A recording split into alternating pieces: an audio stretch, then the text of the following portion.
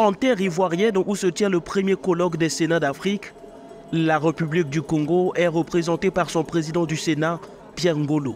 À son arrivée à la Fondation Félix Houphouët-Boigny pour la recherche de la paix, où se tient l'événement, Pierre Ngolo a été chaleureusement accueilli. Sous le thème idées et expériences sénatoriales en Afrique, ce colloque qui s'est tenu sous le haut patronage du vice-président de la Côte d'Ivoire, représentant le président Alassane Ouattara, offre une opportunité pour les représentants des Sénats africains de partager leur expérience et d'explorer les pistes de collaboration.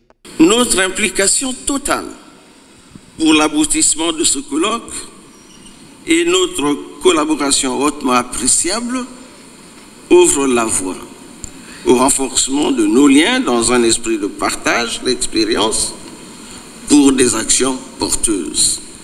Ensemble,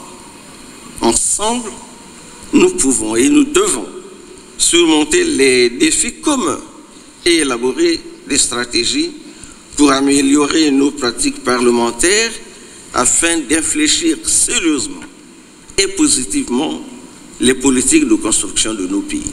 Un appel à la collaboration aux échanges réguliers entre différents Sénats d'Afrique, évoqué également par la présidente du Sénat ivoirien. Il importe de promouvoir des échanges réguliers et approfondis entre les chambres hautes du continent, à l'effet de s'inspirer mutuellement de leurs bonnes pratiques et de favoriser ainsi des modèles d'institutions parlementaires adaptés aux valeurs et aux réalités africaines.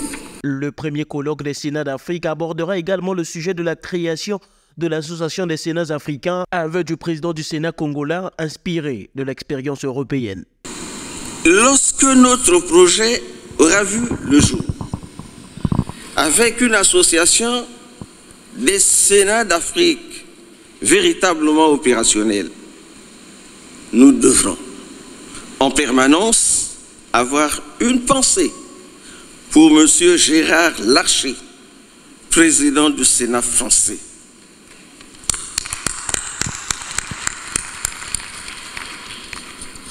Nous lui devons reconnaissance parce que c'est lui qui nous a donné l'occasion de découvrir l'expérience européenne dont nous nous sommes fortement inspirés, de même qu'il nous a toujours entourés de ses conseils avisés.